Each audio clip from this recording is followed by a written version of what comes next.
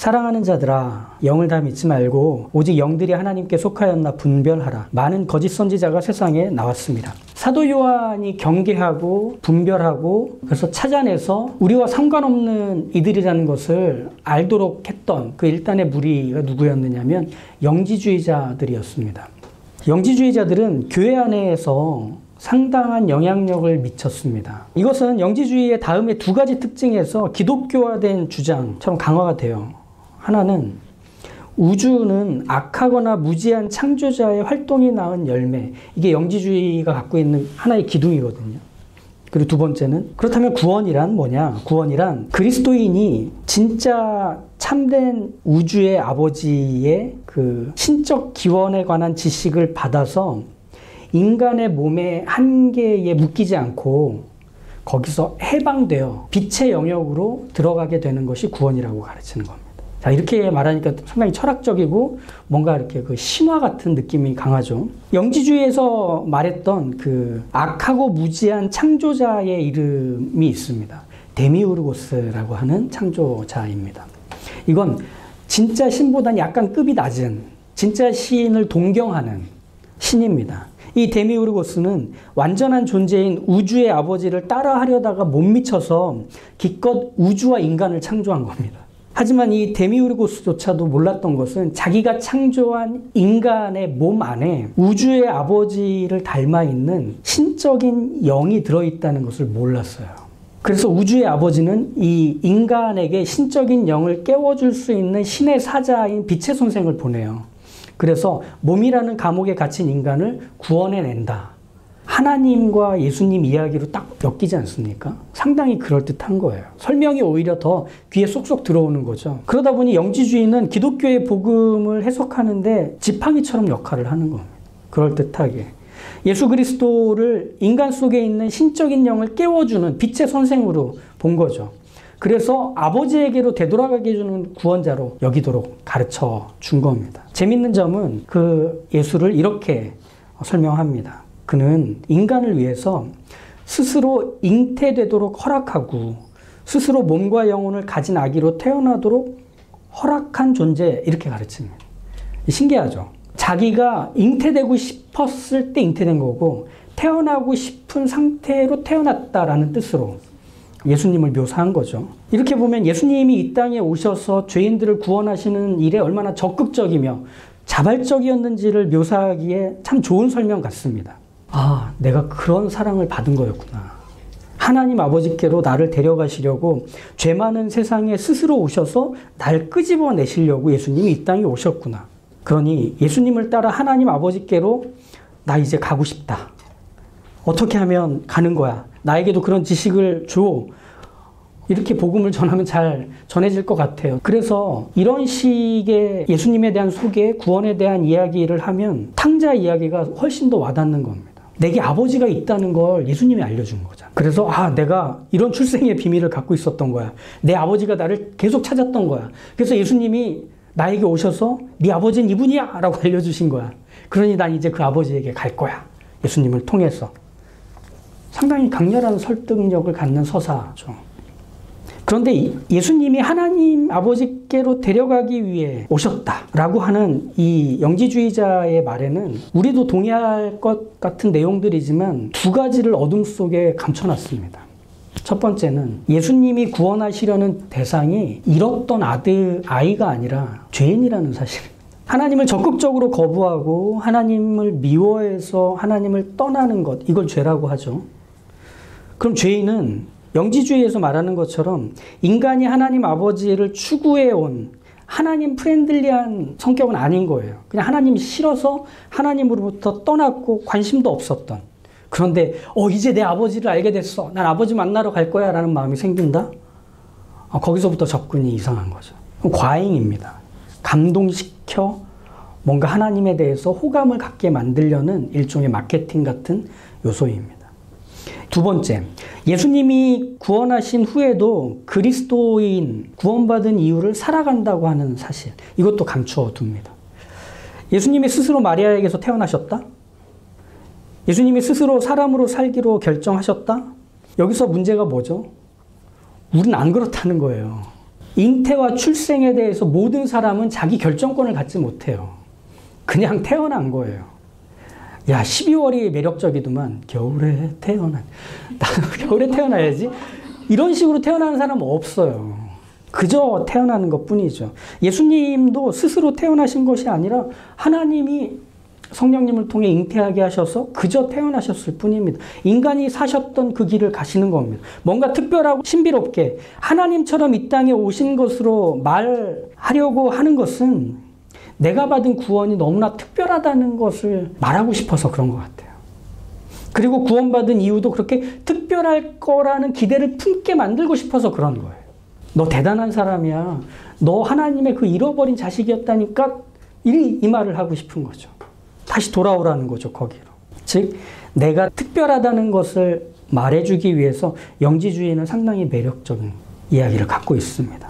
그런 면에서 보면 영지주의가 기독교 진리와 복음 안에 담으려고 했던 이 천박한 독, 나는 특별해 라는 이 천박한 독은 구원을 나를 특별하게 여기게 하는 것으로 오해하고 왜곡하게 만든 겁니다. 내가 특별해서 구원받았고 그렇다면 이제 구원은 나를 특별하게 하는 그 무엇의 반복이야, 확장이야 라고 생각하게 만들었다는 거죠.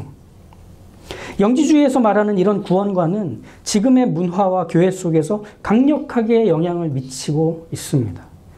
먼저 이렇게 생각해 볼까요? 우리가 사는 문화 안에서 내가 특별하다는 생각은 내가 살고 있는 이 고단한 현실을 잊게 해줍니다. 최근 종영한 옥시부인전 혹시 보셨나요? 절망과 두려움에 주저앉으려 하는 청소년 좌수에게 주인공 천승이가 자기가 하는 말을 따라하라고 합니다. 나는 최고야. 나는 대단해. 따라하니까 갑자기 뭔가 이렇게 막 힘이 솟아오르고 자신감이 이렇게 생기는 듯 표정이 달라집니다. 이걸 경험한 좌수는 천승이의 이 말을 동네 사람들에게도 알려줍니다. 자, 저를 따라하십시오. 나는 최고다. 나는 대단해. 상당히 효과가 있어요. 한번 해보세요. 나는 최고다. 난 최고다. 난 대단해. 대단해. 표정이 다 좋아지시는 거예요. 뭔가 단전에서 뭐 올라오는 것 같지 않으세요? 뭐든지 할 것 같은 그런 느낌이랄까? 맞아요. 이런 말들은 신기하게 마음속에 찾아온 불안을 잦아들게 해주는 것 같아요. 말만 하는데도 다시 일어나고 싶다는 의지가 피어오르는 것 같아요. 마치 힘겹고 지친 삶 속에서 내가 나를 일으켜 세워서 다시금 내가 마주한 고난과 시련에 맞서 싸워보겠다는 어떤 주인공이 된 것 같은 기분을 느끼게 만들어요. 그만큼 효과가 있다는 거죠. 그런데 아무리 효과가 있는 말이어도 선후는 존재합니다. 나는 최고다 라는 말 자체에 마법이 걸려 있어서 그 말을 하면 정말 힘이 막 솟아난다? 그게 아니고요.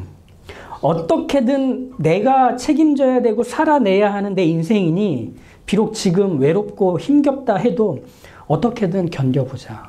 어떻게든 이겨보자. 라고 했기 때문에 이런 말이 도움을 준 것뿐이에요. 내가 그렇게 하려고 하는 것을 포기하지 않았기 때문에 이 말을 하면서 다시금 한 발을 내딛기로 한 것뿐이에요. 선우는 그래요. 내게 주어진 삶의 무게를 포기하지 않고 진지하게 짊어지겠다는 마음을 잃지 않으려는 일종의 응원이고 노동요 같은 그것이 이 긍정적이고 소망 가득한 말의 역할인 거죠. 그만큼 이런 말을 동원해서라도 지금을 살아내기 위해 몸부림치는 모습 참 처량하지만 인간이 보일 수 있는 가장 아름다운 모습이기도 하잖아요. 꿋꿋하게 사는 건 말이죠. 마치 산에 한겨울에 눈이 그냥 확 덮여서 모든 게 하얘졌는데 저기서 푸릇푸릇한 게 보입니다. 사철나무에 눈이 쌓여 있는데 그 눈 아래에 사철나무의 푸르름이 여전히 빛나고 있는 그 찬란한 몸짓같이 사람은 자기의 현실, 자기의 지금이 어떠해도 살아야겠다라는 의지를 보일 때 거기서 빛이 나기 시작합니다. 근데 자꾸 거기서 오해를 해요. 이런 긍정적이고 소망이 가득한 말을 해야 힘이 난다고 생각해요. 그런 말을 해야 의욕이 피어오른다고 생각해요. 그래서 더 좋은 말 없나? 더 강력한 어떤 자극이 되는 말 없나? 그래서 자기계발서를 찾아 읽고 좋은 강연들을 듣고 감동적인 누군가의 인터뷰를 귀 기울여 들어보는 그것들이 다 여기에서 확장된 일들입니다. 그 긍정의 말, 마법의 언어를 가져오고 싶은 거죠. 지금의 그 사람들을 잊게 만든 바로 그것, 내 것 되고 싶다 하는 거죠. 그 말을 따라해서 나 역시 내 인생의 무게보다 큰 대단한 사람이 나이고 싶다라고 하는 기대입니다. 이 모든 상황을 가볍게 여길 내 안에 무언가를 깨어나게 할 어떤 말, 어떤 수단, 그 어떤 방법, 모든 시대, 모든 나라, 모든 사람들이 꿈꿔오던 자기 인생을 더 나은 것으로 만들어주는 그 수단들에 대한 욕망. 한 번도 거세된 적이 없습니다. 사라진 적 없었습니다. 근데 그게 세상에만 있을까요? 아니요. 교회에도 있던데요. 이런 말 들어보셨으면 고개를 끄덕이시면 됩니다. 하나님만이 힘들고 고단한 수고를 가볍게 해주실 줄 믿습니다. 아멘 나오실 뻔했죠. 아멘 해도 돼요.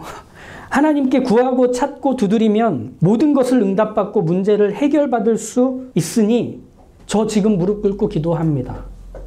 이 고난을 주신 하나님의 뜻을 알라고 하시니 고난 속에서 하나님의 뜻을 찾겠습니다. 하나님의 선하심을 믿고 이 고난을 견디겠습니다. 우리 자주 들었던 말이고 나눴던 말들일 거예요. 우리가 겪는 어려움에는 하나님의 뜻이 있을 거야. 그러니 그것을 우리가 이겨보자. 지금 무릎을 꿇자. 이 고난과 시련보다 그걸 주신 하나님의 뜻에 집중하자. 믿음으로 의지해서 이겨내보자. 맞아요. 다 맞는 말이에요. 많은 설교와 책들과 찬양과 이미지와 동영상 속에 담겨있는 가장 많은 수의 메시지 같아요. 하지만 생생한 통증과 짓누르는 삶의 무게를 오직 믿음으로, 오직 기도로만 이겨내자는 이 메시지는 오히려 현실을 외면하고 회피하는 수단 같아만 보여요. 지금 내가 짊어지고 있는 것들을 덜어내서 수월하고 가볍게 살고 싶어서 하나님을 동원하는 것처럼만 보여요. 마치 믿음을 갖게 되면, 기도를 하게 되면 현실을 얕잡아 볼 수 있게 되는 것처럼 내가 져야 할 짐의 무게도 가벼워질 거라는 기대를 품게 해주는 것처럼 만들기 때문에 현실의 나를 부정하며 엄청나게 강해지고 커지고 대단해질 수 있다고 기대하게 만드는 그 수단이 교회에서 나오는 메시지였다면, 교회에서 우리를 꼬드기고 있었던 거였다면 억울하지 않으세요? 당했다. 교회에서 당했다라는 느낌이 거기서 있는 거예요. 너무 힘들었겠죠. 자신의 삶이 만만치 않아서 그걸 어떻게든 이겨보기 위해서 나에게 도움이 될 거라 생각한 무언가를 찾아다니다가 교회에 그것이 있다고 생각해서 귀를 기울였겠죠. 어릴 때부터 교회를 다녔다면 교회에 분명히 나를 도울 게 있다고 생각해서 그걸 원했겠죠. 하지만 세상에서뿐 아니라 교회에서도 그런 건 존재하지 않아요. 여기서 분명히 확인하고 가시기 바라요. 삶을 쉽게 해줄 수 있을 거라고 말하는 사람들 무조건 경계하십시오. 힘겨운 현실을 가볍게 해줄 무언가를 갖고 있다고 말해주는 사람들 경계하십시오. 그런 광고들 거들떠보지도 마십시오. 인생 밖으로 지금의 벅차고 힘든 것들을 간단하게 내몰 수 있다고 자신 있게 침 튀겨가며 얘기하고 있는 사람들은 그냥 제끼시면 됩니다. 아직 발굴되지 않은 나의 진면목을 어서 끄집어내서 이 힘들고 무거운 삶을 보다 가볍고 재밌고 신나게 살아가라는 제안에 대해서도 경계하십시오. 그건 다 무슨 얘기냐면, 야, 죽을 각오를 갖지 않아도 살 수 있어 라고 말하는 거예요. 삶이 그렇던가요? 죽을 각오를 해도 살뚱말뚱인데 삶을 가볍게 하는 것들이 있다. 내가 특별해서 특별한 나를 발전시키면 그것들을 가볍고 넉넉하게 이길 수 있다. 분명히 그런 것들은 존재한다. 거기에는 심각한 부작용과 중독만 있을 겁니다. 삶은 그렇게 살 수 없습니다. 고단한 현실과 삶의 무게를 가볍고 쉬운 것이냐 말하는, 그걸 그렇게 할 수 있다고 제안하는 모든 것들로부터 분별하고 돌아서야 하는 거예요. 예수님을 특별한 존재로 만들어내야 했던 영지주의자들, 그들은 예수님에 대해서 이런 얘기까지 했었어요. 나사렛 예수는 배설을 억제할 수 있었기 때문에 그는 고체를 배설하지 않고도 특별한 방식으로 먹고 마실 수 있으셨다. 대단한 상상력 아닙니까? 영지주의자들에게는 예수님이 급하게 화장실 가는 모습을 받아들일 수 없는 거예요. 아, 그건 보통 사람들 하는 거잖아. 특별한 거 아니잖아. 그분은 완벽하시고 초월적인 존재셔야 하잖아. 절대로 우리가 겪고 있는 이 부끄럽고 한심한 모습을 가지시면 안 되는 거잖아. 이 상상력이 예수님은 화장실도 안 가로 확장된 거예요. 화장실도 안 가시는 예수님 좋으세요? 먹는 거 100% 연소 다 되시는 예수님 좋으세요? 그 예수님 믿으면 막 가슴이 벅차고 든든해지십니까? 우리는 그런 예수님이 참 멋져서 그분을 더 기대고 기도하고 싶은 마음이 찾아오느냐는 거예요. 영지주의자들이 예수님에게서 이 평범함을 없애고 특별함과 다름을 입히자 우리가 다가서야 할 예수님이 사라져버리는 거예요. 우리와 같은 예수님이라는 것을 기대하며 그 예수님께 도움을 구할 수 있는 여지가 사라진다는 말이에요. 환상은 현실을 잊게 하지 현실을 살게 하지 않기 때문에. 저는 남중남고를 나왔거든요. 그러다 보니 여학생에 대한 환상을 갖고 있었습니다. 여자는 이슬만 먹고 사는 줄 알았습니다. 여자는 화장실도 안 갈 거라고 생각했습니다.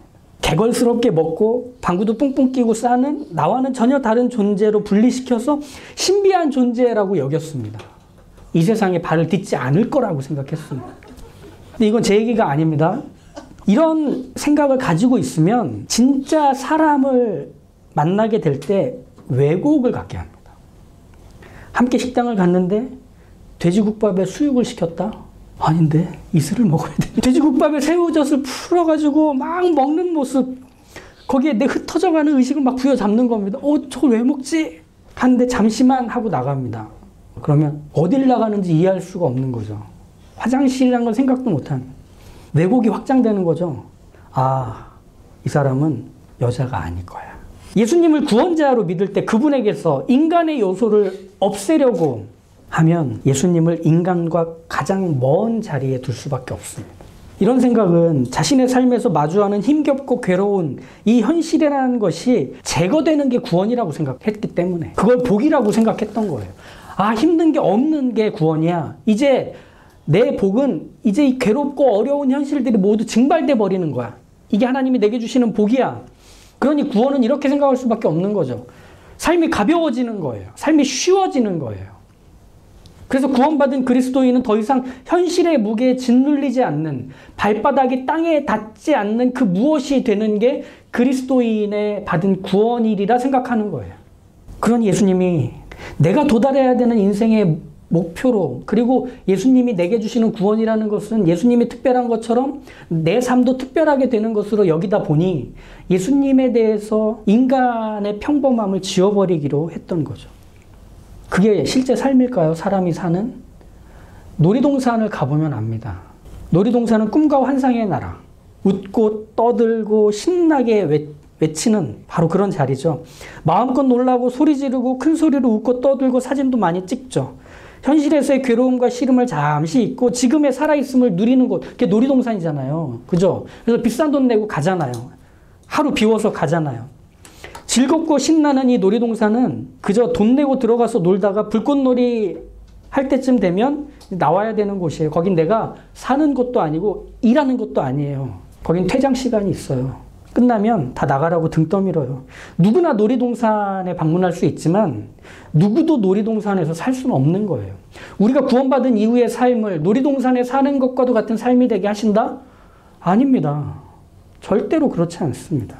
기독교의 진리와 복음은 우리가 살고 머무는 자리를 가볍게 여기라고 부추긴 적 없습니다. 쉽고 너끈하게 살아갈 수단과 방법을 알려주면서 이것만 해라고 말해주지도 않았습니다. 그 대표적인 게 뭐죠? 사랑이에요. 요한일서를 우리가 함께 읽어가면서 가장 벅차고 부담되는 주제, 사랑을 우리가 마주하게 됐습니다. 쉽지 않아요. 누군가를 사랑하는 일이 갖는 부담과 무게라는 것은 너무 벅차고 어려워요.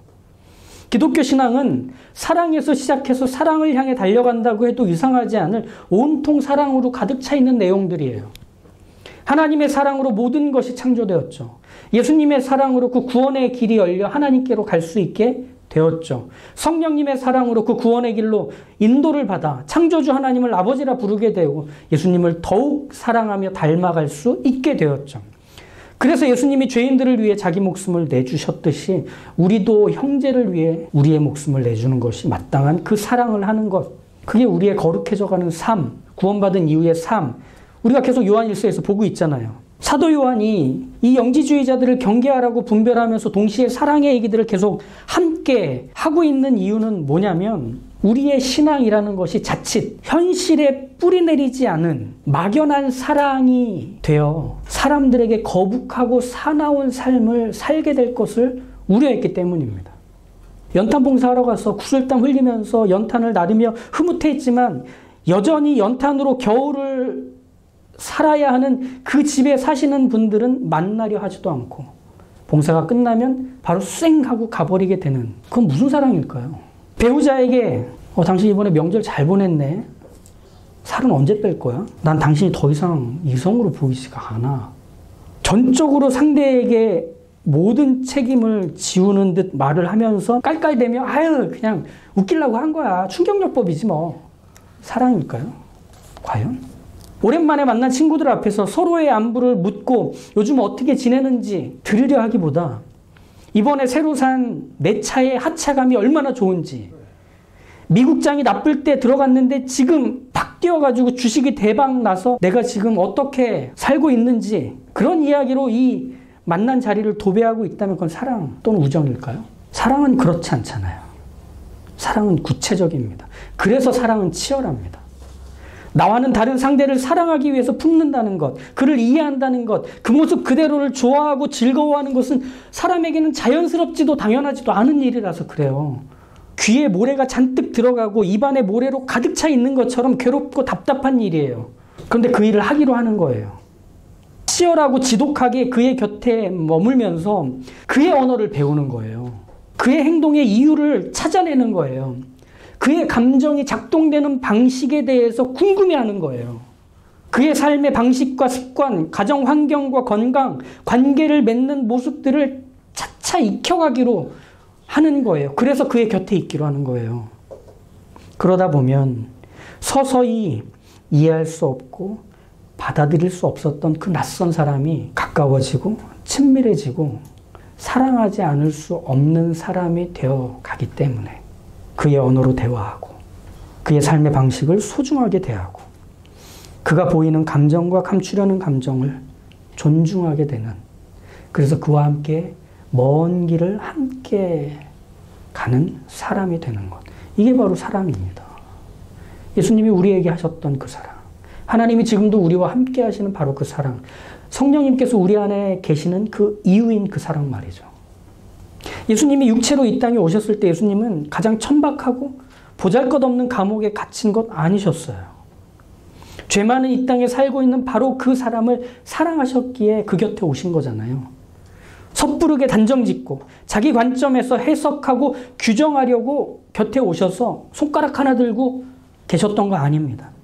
그들의 언어로 말씀하셨고 그들의 감정으로 반응하셨고 그들의 행동에 자신의 행동을 포개신 것, 함께 길을 걸으시고 함께 밥을 드시고 함께 잠이 드시고 함께 웃고 우셨습니다. 예수님이 사랑하신 모두가 살아가는 삶 안으로 예수님은 그렇게 찾아오신 거예요. 그 평범함 안으로 발을 들이신 거예요. 이것이 예수님이 이 땅에 있는 죄인들을 사랑하셨고 그 죄인들을 위해 보이셨던 삶이셨잖아요. 기독교의 사랑, 고급스럽지 않은 것 같아요. 그리고 그래야 맞는 것 같아요. 되려 기독교의 사랑은 천박하고 지루하고 뜨거워야 맞는 것 같아요. 왜냐하면 그 사랑을 받아야 하는 이들이 천박하고 지루하고 사납기 때문에 그걸 받아내는 우리 입장은 똑같아지는 거죠. 예수님이 우리에게 그렇게 오셨듯이 우리도 곁을 내주지 않는 그 사람들에게 가서 거기에 나의 거처를 마련하고 함께 하기로 하는 겁니다. 그게 우리가 받은 구원, 그 이유를 사는 삶의 모습이 되겠죠. 그러니 사랑은 결코 만만치 않습니다. 쉽지 않습니다. 하지만 가장 찬란하고 가장 아름답습니다. 바로 그 사랑의 사람으로 오늘도 또한 한 걸음 내디딜 수 있으시길 주님의 이름으로 축복합니다. 기도하겠습니다. 내 형제를 목숨을 다하여 사랑하는 것, 그 형제의 인생 가운데로 찾아 들어가 예수님이 우리에게 보이셨던 그 평범하고 대단할 것 없고 똑같은 모습으로 곁을 지키며 함께 하기로 하는 것, 처절하고 지루하고 아프고 사나운 그 사랑 우리로 하라 하십니다. 주님, 우리는 그 사랑 감당할 수 있는 대단하고 특별한 사람 아닙니다. 그러나 그 사랑이 하나님께 있으니 우리는 하나님께 기도할 것입니다. 사랑해야만 하는 사람들 곁에서, 사랑해야만 하는 관계 속에서, 사랑해야 하는 그 상황에서 우리가 하나님께 그 사랑을 요청할 때 하나님 우리에게 담없는 사랑을 부어주셔서 이 세상이 경험해 본 적이 없는 무릎을 꿇는 사랑, 눈을 맞추는 사랑, 귀를 기울이는 사랑, 입을 닫는 사랑, 마음을 여는 사랑, 목숨을 내놓는 사랑, 그 한 사랑을 실현하며 우리의 인생을 불태우는 우리 예수님 사셨던 그 길을 쫓아가는 저희들 다 되게 하여 주십시오. 예수님의 이름으로 기도합니다. 아멘.